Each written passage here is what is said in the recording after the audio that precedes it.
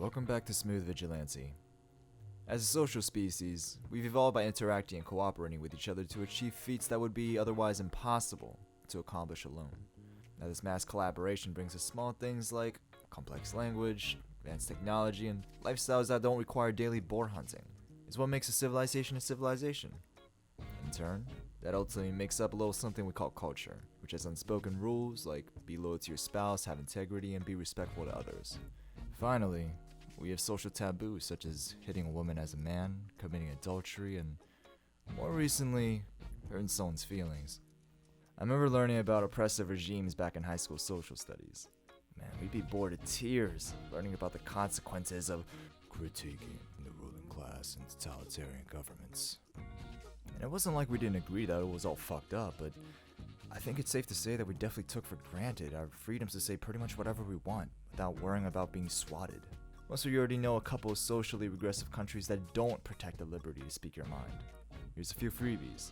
There's Korea, China, Russia, Venezuela, and the list goes on. But what about Singapore? A spotless, highly developed island city-state where chewing gum is illegal?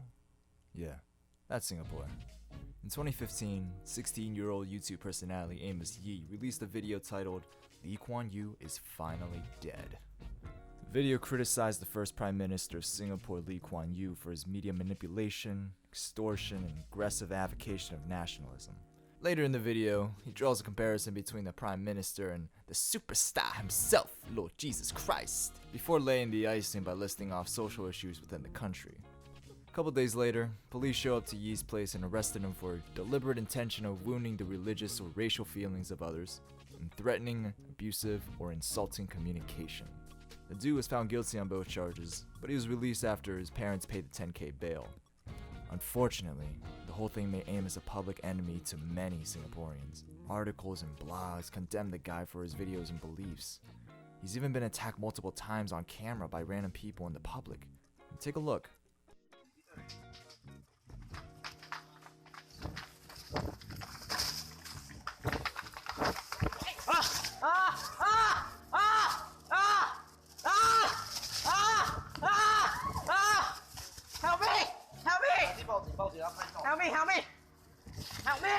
Help me! Why isn't anyone helping me? Help me!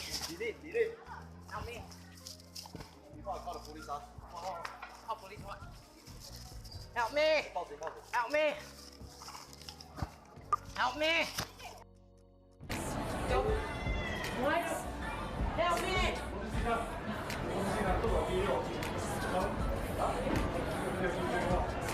me! Help me!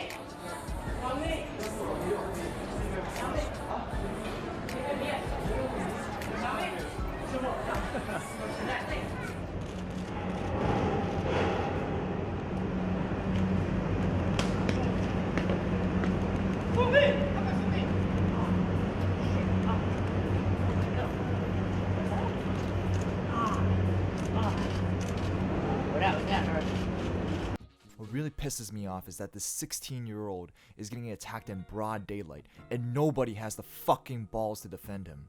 So because he criticized your government for its bullshit and mocked your religion, it's all of a sudden open season for assault? For all the bystanders in those videos, I'm painfully embarrassed for you. Anyway, last year on September 29th, Amos gets arrested a second time for offensive and insulting words and profane gestures to hurt the feelings of Christians and Muslims, and was fined $2,000 with a side of 6 weeks jail time. A couple months later, on December 23rd, Amos decided he had enough of this shit and left Singapore to seek refuge in the US. After landing, he was detained and is now currently waiting for a court decision. It's just so crazy to think that such a renowned first world country is able to restrict the freedoms of free speech and influence its citizens into defending the government.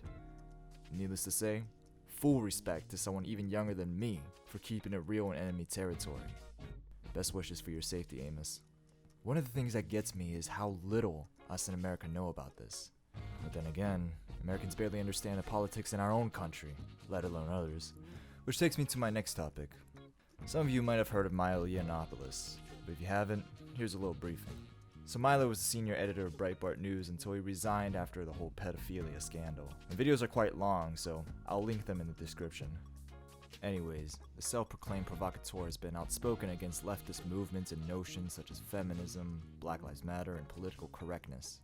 Back in February, Milo was prevented from speaking at UC Berkeley after protesters, most of the members of Antifa, aka anti-fascists, started setting fires, vandalizing property, and condemning Milo as a Nazi. The speech was canceled within the hour, but Milo supporters that lingered around were jumped, pepper sprayed, and harassed by the extremists. And sadly, this is only the latest attack. Milo was shut down before he can even begin in other universities and colleges such as UCLA, UC Davis, and University of Washington. You know, me being a guy that's pretty much against any kind of censorship and always down for a laugh, I find it hard to dislike Milo. And sure, there are things that he talks about where we don't see eye to eye.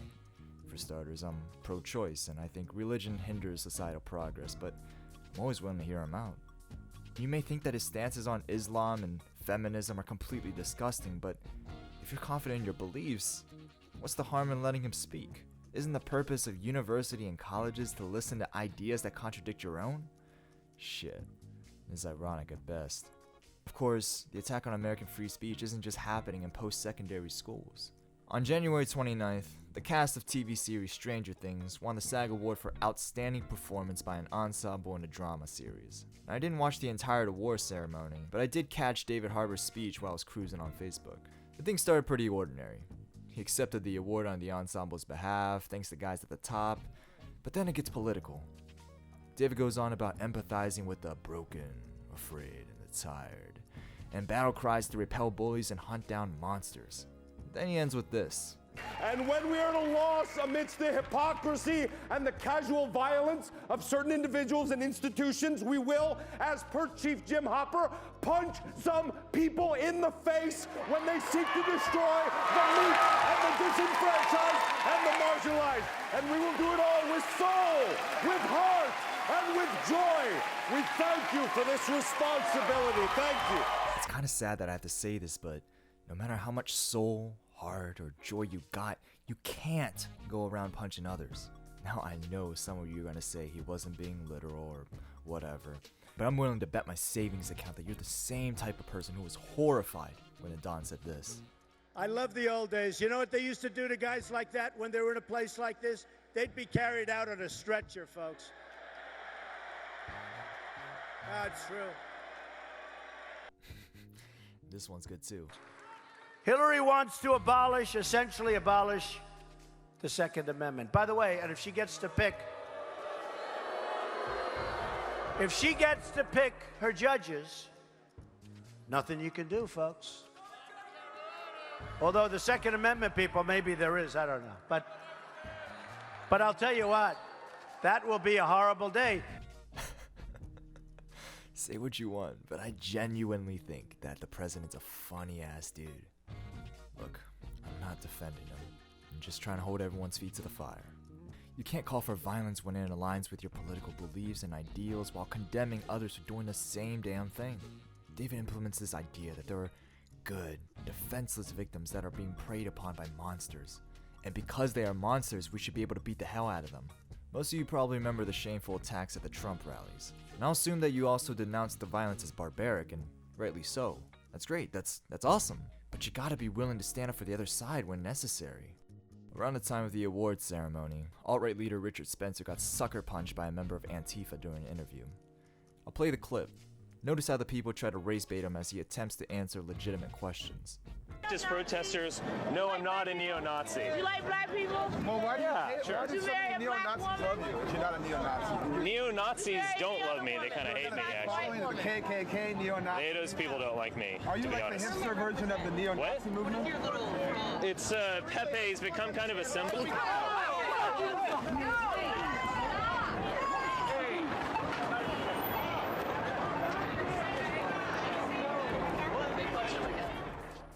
Again, you can label him as a white supremacist or racist or whatever, although, for the record, he's neither.